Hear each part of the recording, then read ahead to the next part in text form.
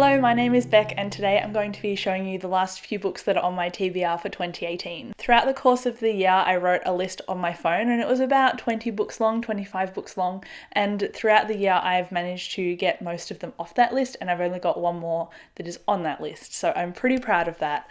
I also have a bunch of books that aren't on that list to get through as well. Most of them are new releases and some of them are sequels, so let's get into it. The first two books on this list are books that I talked about when we filmed that video in the park for an upcoming reads video as well, and I didn't actually get to them because I got so distracted throughout the year. So I've downloaded the audiobooks for these and I plan on listening to them while I'm traveling in Japan for 3 weeks, and they are The Dark Prophecy and The Burning Maze, both by Rick Riordan.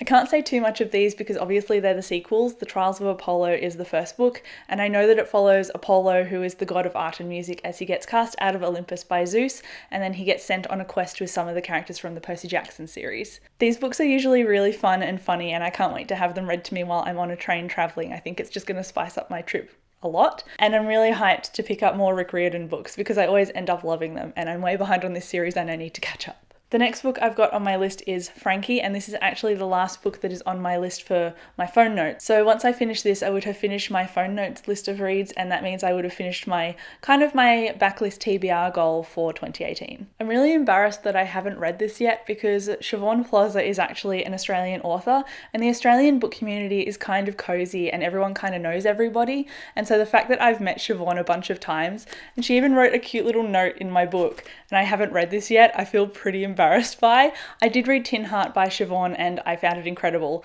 and this is apparently a dark YA contemporary with an angry main character, and I'm really looking forward to jumping in and reading about all the sass that Siobhan has written. The next couple of books that I'm going to be talking about are mostly new releases, and I think the majority of them have come out in 2018. One of which will be no surprise because I'm obsessed with this author, and it is Skyward by Brandon Sanderson. This young adult sci-fi book is a new book in a trilogy by Sanderson, and it follows Spencer, who wants to be a pilot, and her planet is constantly attacked by aliens, and she ends up finding this wreckage of a spaceship that seems to have a soul, and so it kind of goes from there. Also, I recently discovered that this book doesn't relate to Sanderson's Cosmic Universe, and I've made an entire video about that, so if you wanted to check it out, feel free to go and click it. I'll leave it in the description down below. But this book, I said in that video, is a Cosmic book, and it's actually not. So just read the description in that video because I keep it updated regularly.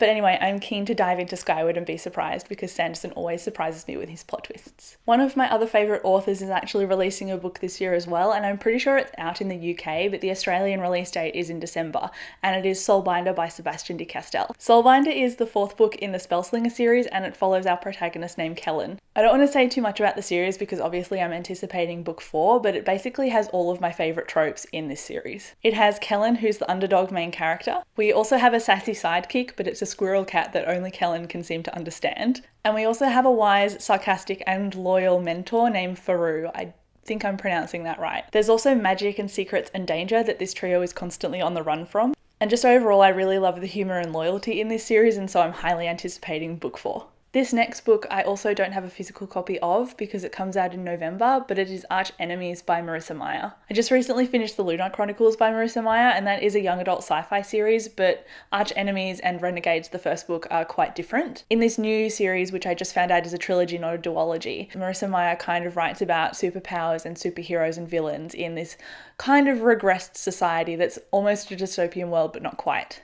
And in Renegades, we follow Nova, who is this super villain, and she's kind of masquerading so that she can get into this group of heroes and spy basically on what they're doing and get her revenge for the murder of her family. Because when her family was being attacked when she was 6 years old, she called on these heroes and they didn't come, and now she hates them. And now for something a little less dark, I have Wondersmith by Jessica Townsend. This is the sequel to Nevermore, which I ended up adoring last year, and I unboxed this in a reading vlog recently. This book is similar to The Chronicles of Narnia and Harry Potter. It's a portal fantasy where our main character Morrigan Crow goes through this portal and escapes into the world of Nevermore from her abusive, nasty family. After she goes through this gateway, she has to go through these trials to become part of the Wondrous Society so she can learn magic and make friends and solve mysteries.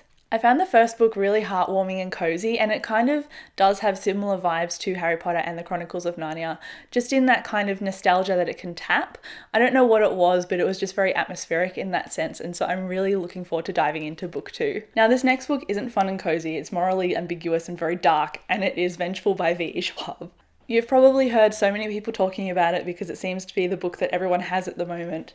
But basically, this book follows Victor and Eli, and as they're uni students trying to write a thesis, they discover the key to getting superpowers is a near-death experience. So we read from both of their perspectives, but we hear more from Eli in this book, and we find out why they're now mortal enemies instead of best friends. Aside from Victor and Eli, I also know that there are other characters that are introduced in this book that do have powers, so I'm really looking forward to have this world expanded because I can't wait to see what happens. And the last book on this list I also don't have yet because it doesn't come out until December, and that is Undying by Megan Spooner and Amy Kaufman. Undying is the follow-up and conclusion to book 1, Unearthed, and Unearthed is basically a young adult sci-fi Indiana Jones space story. I really enjoyed book 1, but it wasn't until like the last third that I got really hooked, and then the last line pretty much blew me away, so I have to get this sequel as soon as I possibly can. I really can't wait to see where our characters go based on where we left off from. And just before I wrap up this video, I wanted to tell you the 2 books that I'm currently in the middle of.